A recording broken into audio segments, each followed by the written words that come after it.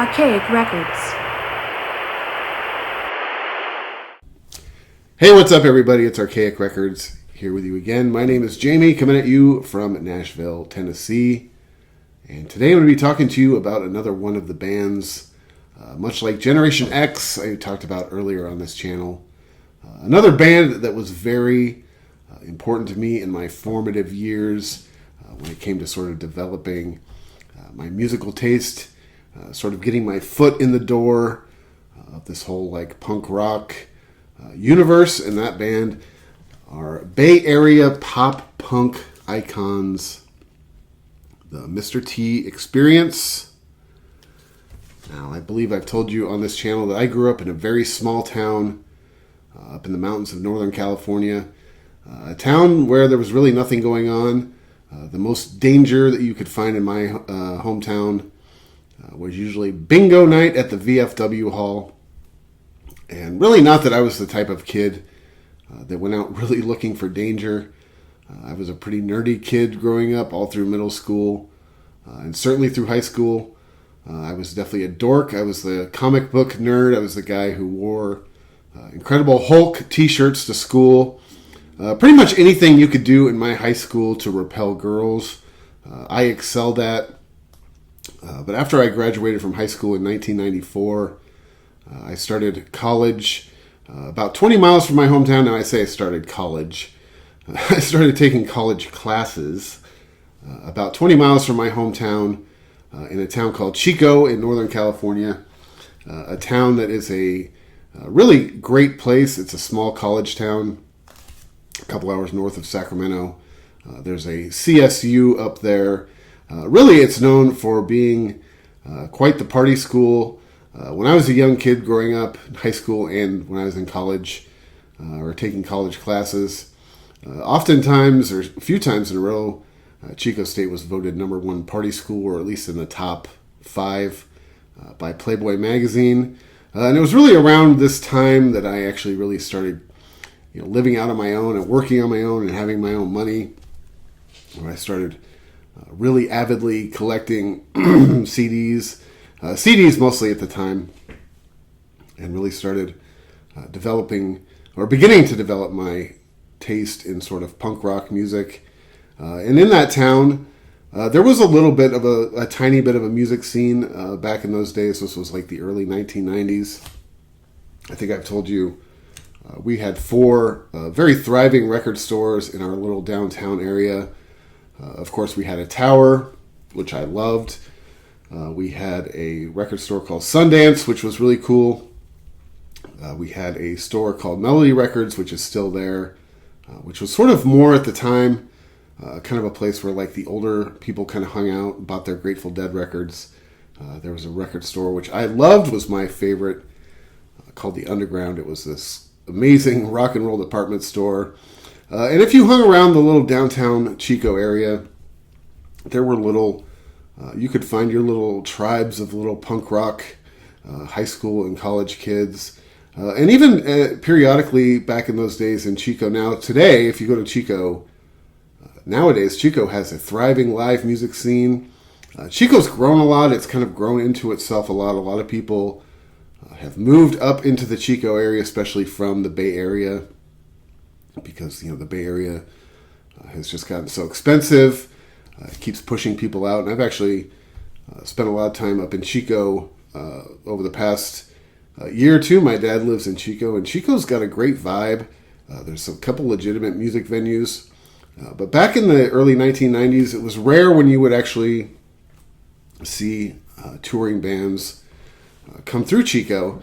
Though it did happen occasionally. I do remember there were a couple occasions where I saw the original Sublime back with the original singer before he passed away. They played in Chico a few times. I saw them twice up there. I remember seeing the Circle Jerks in Chico. At one time, there was also a band back in those days from San Jose called Skanking Pickle.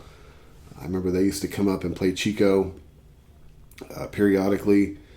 And I think back in those days when the bands actually took the time and the effort to drive up to Chico, they usually weren't very disappointed by the turnout of the kids that showed up. Those shows were always packed. People were very excited when bands would come up to Chico. They drew well.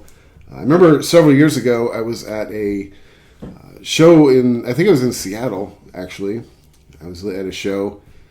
I don't remember which show it was, but I do remember seeing the band had in their merch area. They had their tour shirt. It had all the dates on it. And this is kind of right before Chico sort of started attracting national acts on the regular.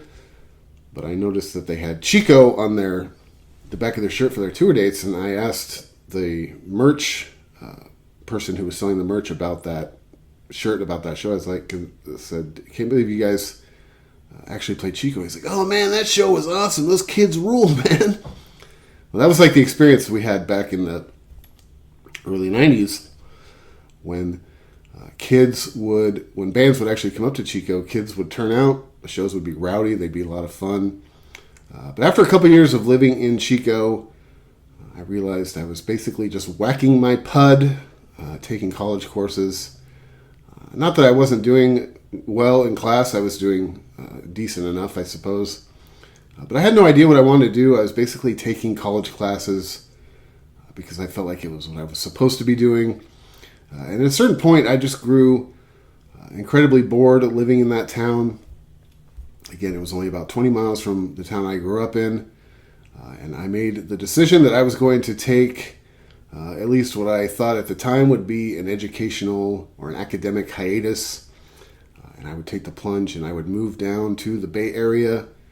I moved down there in 1996. It was the first time that I ever really lived in any sort of urban environment. Now, I grew up going down to San Francisco periodically with my parents. My dad is a big baseball fan. He's a big Giants fan. And at least once a year, usually in the summer, we would go down to San Francisco. We would go to Giants games, or we'd go do some of the touristy stuff around San Francisco. We would go to Pier 39 or Fisherman's Wharf or stuff like that. And even as a little kid, growing up in the town I grew up in, I knew that I was never going to stay in that town. Nothing against it. It's nothing against the people that lived there. It was a fine place to grow up. But even as a little kid, when we went down to the Bay Area or San Francisco, I always felt a lot more at home. I always felt a lot more like myself. And at even the youngest age I can remember, I remember just feeling that in my heart I was a city person.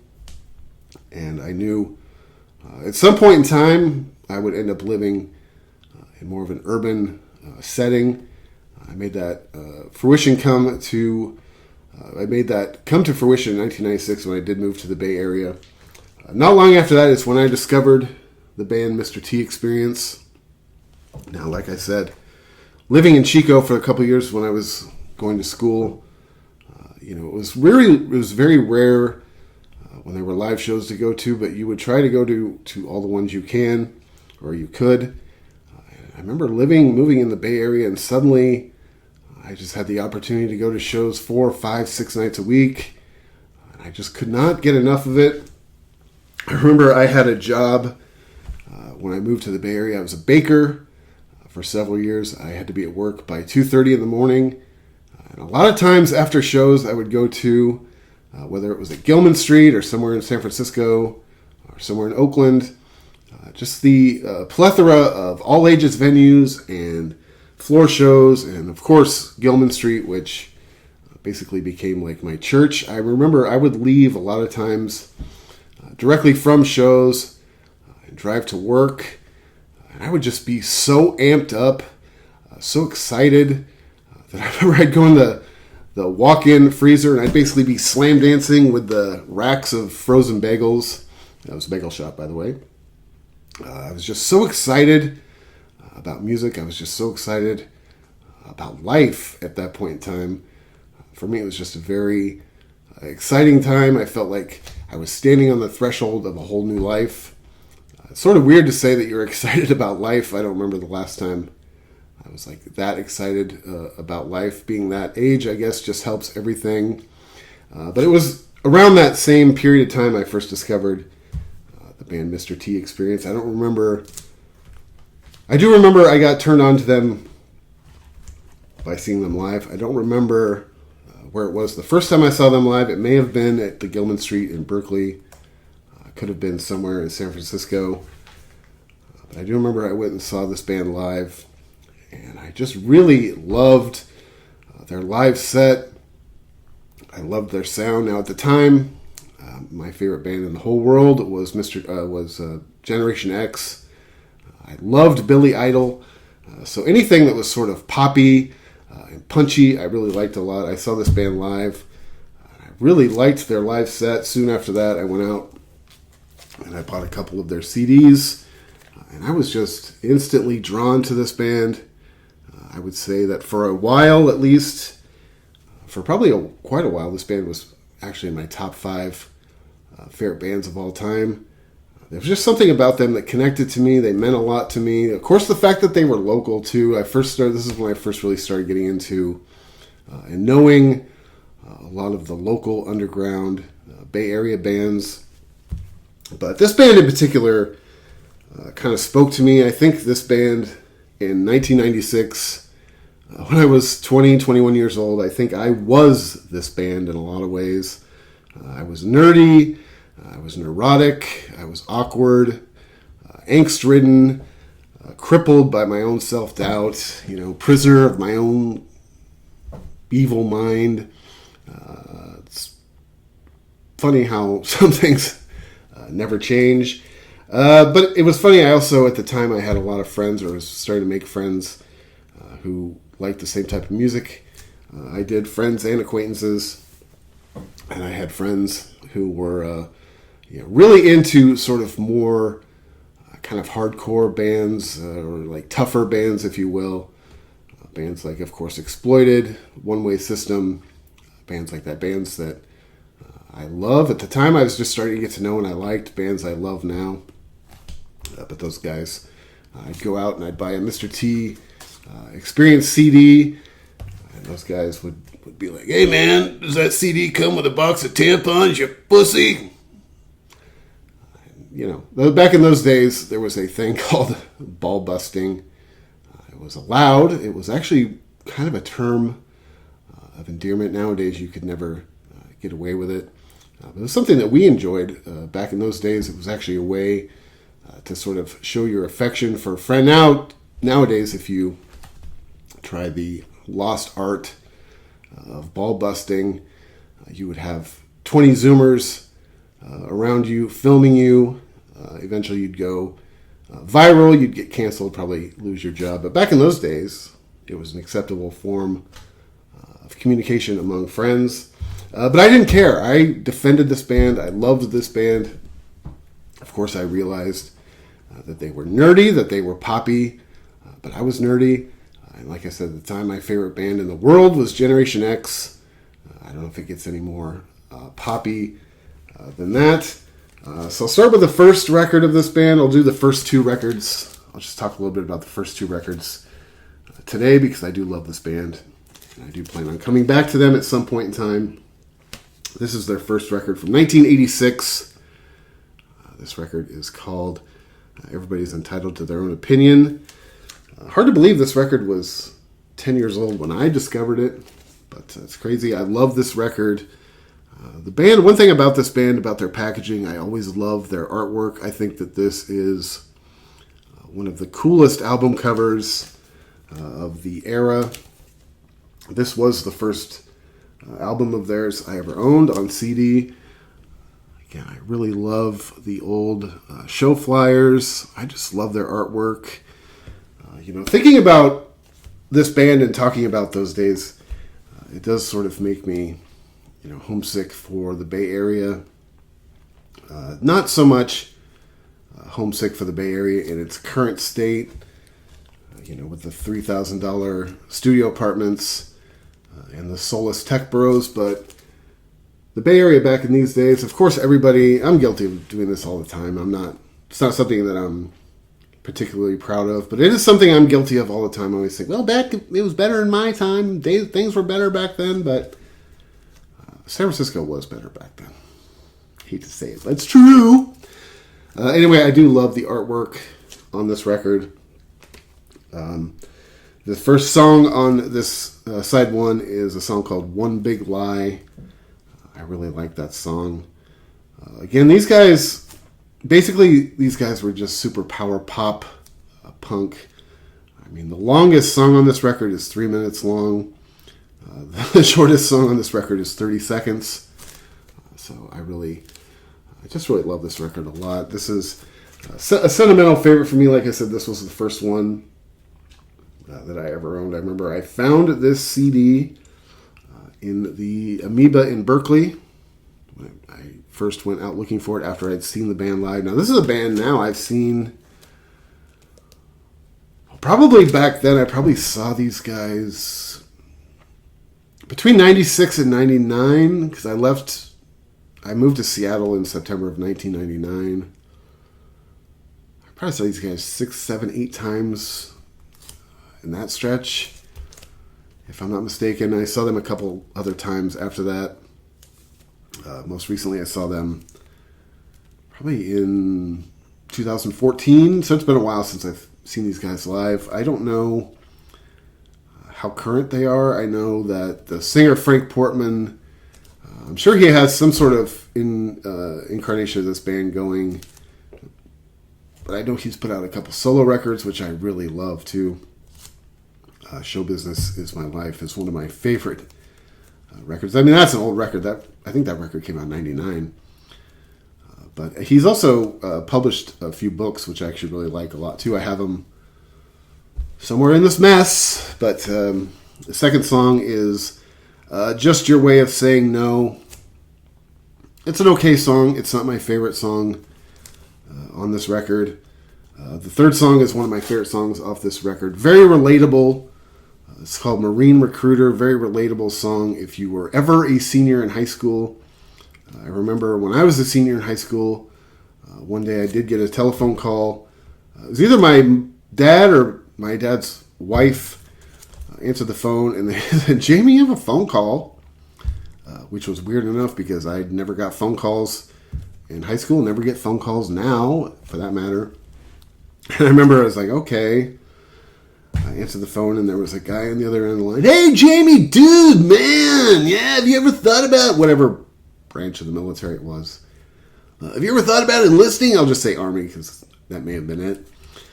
"After when you graduate high school?" And I was like, "Oh, I don't know." And so basically he tried to convince me anyway to make an appointment to go meet him at the recruiting office, which I agreed to. Not that I was planning on enlisting in the military, because I wasn't. At the time, I was just too big of a wuss to say no. But I remember on the phone, he said, "Yeah, dude, yeah, broski." So whenever the appointment was, I flaked. And I remember he called my house back, and his tone had changed dramatically. He was no longer my broski. He's like, "Look, son, you just wasted the government's time and money. I hope you're proud of yourself, man." And I was like, "Oh, sorry, sir." But really, in my head, I was just like, "Fuck you, man. I'm not joining your..." Fourth song off this record. Anyway, I like the Submarine Recruiter. Very funny. I do like this band also because I like their sense of humor. I'm not somebody who really likes like funny music so much, but I do like bands that have a sense of humor. Frank Portman has a great sense of humor in his songwriting. Very self-deprecating. I think that was another thing. That is another thing I've always loved about this band and related to about this band is their self-deprecating humor. That's like my whole shtick. Sometimes I think, it annoys people how self-deprecating I can be. Sometimes it comes across wrong. I think sometimes you overuse it. I do around people that don't know me, and it comes across like, "Oh, I think this guy's going to kill himself." The next song is Sheep. I like that song a lot. The fifth song on this record is just a 30-second instrumental, Surfin' Mozart. It's really cool. It's just a fun little, like I said, a 30-second punk rock Mozart guitar riff. I love it. The sixth song on this album is one of my favorites. Danny Partridge talks about Danny Bonaducci getting busted for selling drugs. I love the lyrics to this song. I just really love this song. This is another one of those songs that you could say is funny, but it's not like trying to be like Weird Al or anything like that. But it's just got a really good, sharp, snarky, snotty sense of humor. I love that. The next song on this record, the side one ends with a song called Scientific. This is probably my least favorite song on this record.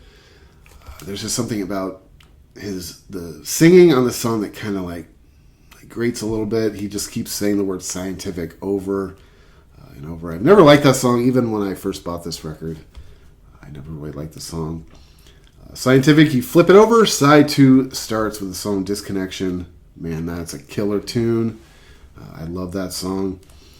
Song 2 on side 2 is Surfing Cows. I love that song. This is another one of the songs off this record I really love. Number 3, I'm in love with Paula Pierce on side 2. Not one of my favorites. Not bad. Again, it's better than the song Scientific, which is my least favorite song off this record. Side 2, song number 4 is called Big Mistake. I really love that song. Number 5, on side 2 is one of my favorite songs off this record. It is a Carole King song made famous by the Monkees. It's their cover of Pleasant Valley Sunday. I love this version of this song. It is awesome. It's upbeat. It's fun. It's poppy. If you remember in the late 80s and early 90s, it was kind of a thing for the pop punk bands to sort of do covers of old pop rock songs. This is one of the best, honestly. I love this version of Pleasant Valley Sunday. Anytime I make a playlist of this era, like late 80s, early 90s, pop punk, Lookout Records type stuff, that song is always on it. I never get tired of hearing that song. I love the Monkees also. I love the Monkees version of that song too. It's one of my favorite songs off this record. This album ends with 2 songs. Mary Mary, which is okay, and The Empty Experience ends the song or record. I really like this song. The next record came out in 1988. Now, the Mr. T Experience is a band over the years that have had a million lineups, a lot of different incarnations. But both these records, the first one, everybody's entitled to their own opinion, and this one, the second one, Night Shift at the Thrill Factory, these have the same lineup. Dr. Frank, John Von, Byron, and Alex. I really love this record too. I believe this was actually the second one I ever bought. Again, I love their artwork. Again, it's got, you could say it's sort of, it just fits like right in its time when these records came out. I love the artwork. This record, I would, I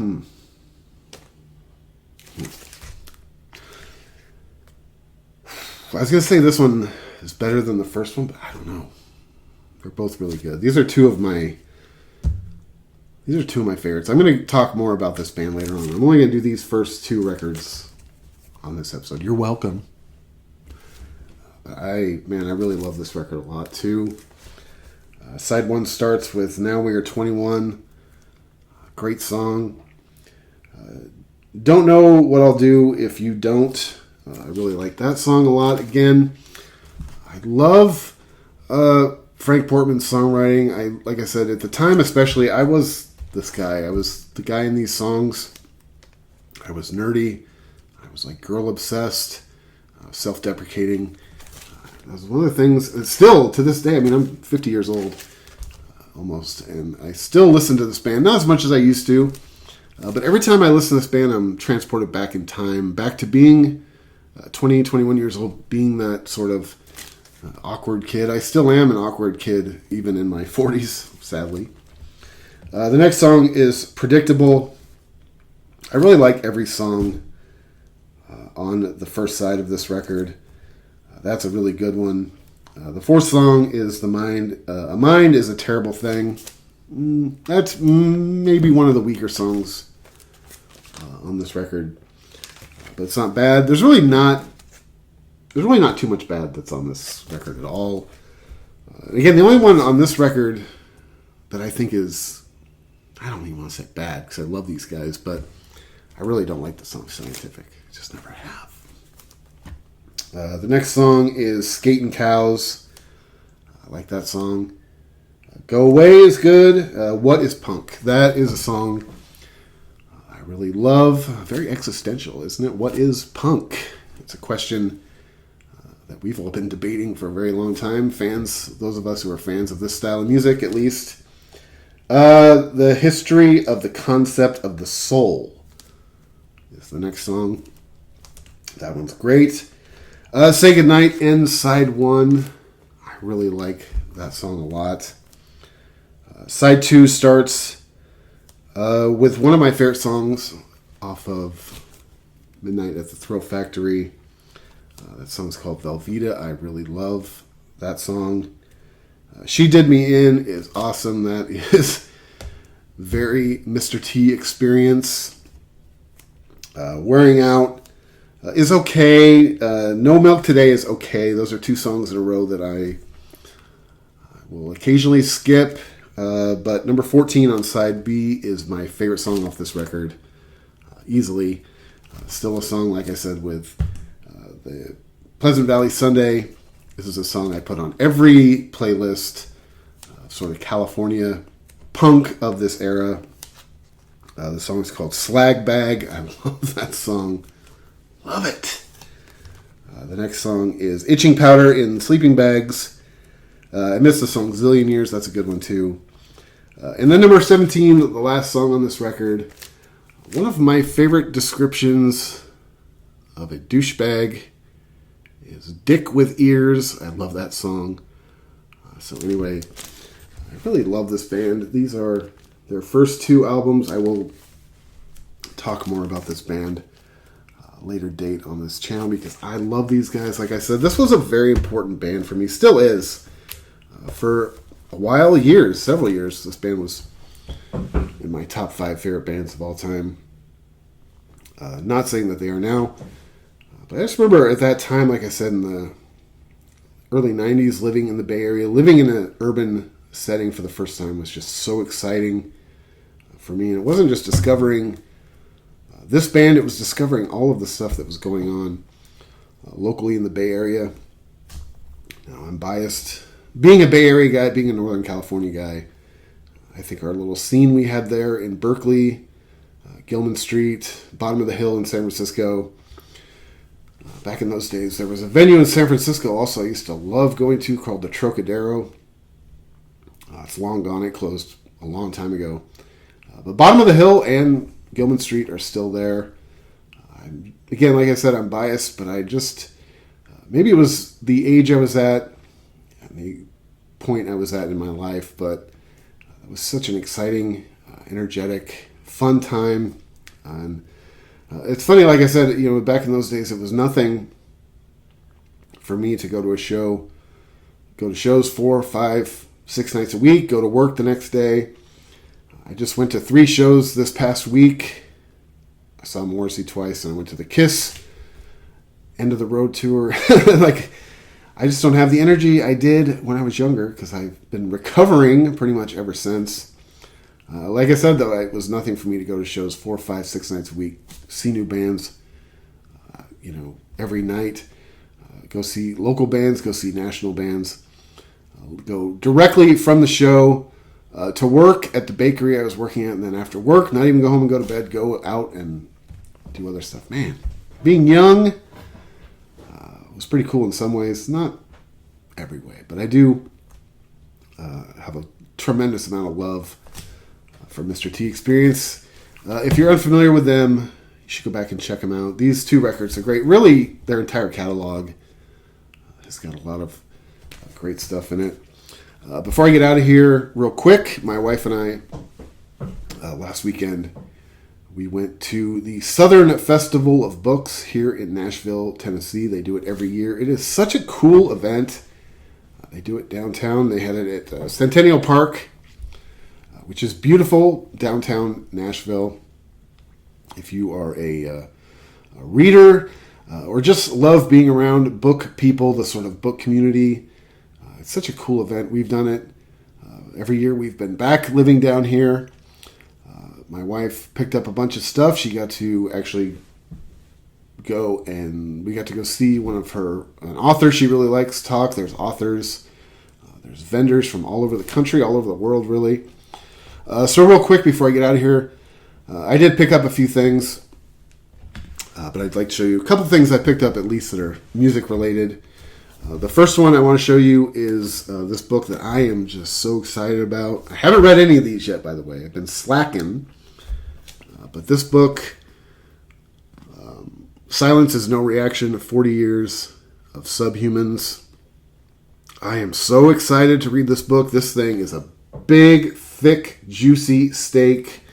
This thing has got just a ton of cool pictures, old show flyers, pictures from the band's history. This book was written by Ian Glasper. I'm not sure if I'm pronouncing that right. I am so excited about this book. This book is distributed by PM Press out of Oakland, California. Oakland. If you are not familiar with PM Press, man, go back or go check out their website. They have a ton of books on amazing artists, the whole sort of like punk rock subculture. And by the way, who does not love Subhumans?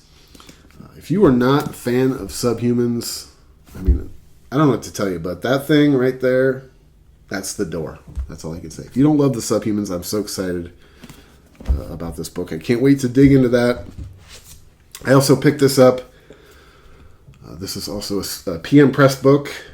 Again, check out PM Press. These guys are the goods. This is The Story of Crass by George Berger.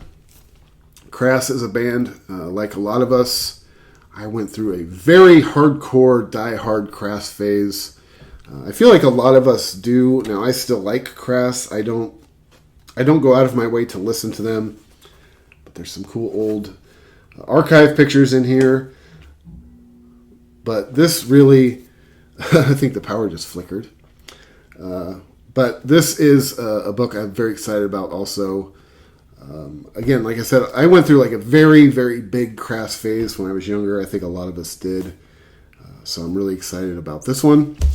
And the third one I picked up was a little bit different. This is a graphic novel based off of the King Diamond album, Abigail, which of course Abigail, as most of you know, is a concept album. It is a novel put to music. Now, I am not really the biggest metal fan in the world. I'm not going to lie to you, but I actually do like King Diamond. It wasn't really... King Diamond wasn't somebody I really had this huge opinion of until I went and saw him live several years ago. And seeing his live show just completely blew me away. It completely changed my opinion of him. Not that I didn't really even have an opinion of him. My first association with King Diamond, I should say, began probably when I was in middle school or high school. There was a tree on the campus of our middle school where a lot of the heavy metal kids used to go congregate around and smoke cigarettes. And again, as I said, I was a total nerd growing up. I remember seeing those kids walking down towards, it was just called the tree. We just called it the tree. But I remember those kids walking down there, knowing that they were going down there to smoke, and being like, oh my God, man, those guys are rebels. Holy shit, man. But a lot of them had, all those kids used to wear the King Diamond shirts. And I remember the first time I ever heard King Diamond, compared to the imagery, which I think I said this on the last video I did talking about the Kiss tour. The first time I heard King Diamond, I remember specifically, I was shocked at what the music actually sounded like compared to the mental image I had based on what he looked like. But I'm really excited to read this. I really love the Abigail album.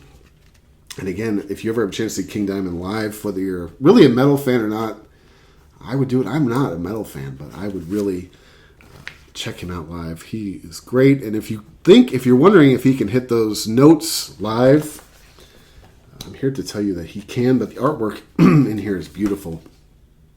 I'm actually really, really excited to read this. This is on Z2 Comics. I'm really excited about this one. Anyway, man, thank you so much for checking out this video. This is Archaic Records in Nashville, Tennessee. My name is Jamie. Be sure to check back every week on this channel for Morrissey Monday, my weekly celebration of all things Morrissey and the Smiths. Be sure to go out and support your local record store. Go back and check out or revisit the Mr. T Experience or any of the sort of Bay Area bands from that era. I love these guys. I've been fighting the urge to do this, but I don't believe I'm going to be able to control myself. So I apologize in advance. But I pity the fool that don't listen to the Mr. T Experience. You're right. All right, sorry about that. All right, man. Until next time, I will talk to you then.